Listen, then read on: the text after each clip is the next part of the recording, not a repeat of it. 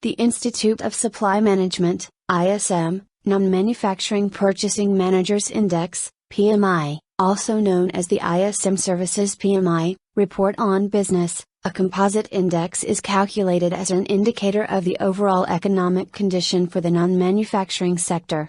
The NMI is a composite index based on the diffusion indexes for 4 of the indicators with equal weights: business activity, seasonally adjusted, new orders, seasonally adjusted, employment, seasonally adjusted, and supplier deliveries. A reading above 50% indicates the non-manufacturing sector economy is generally expanding, below 50% indicates the non-manufacturing sector is generally contracting.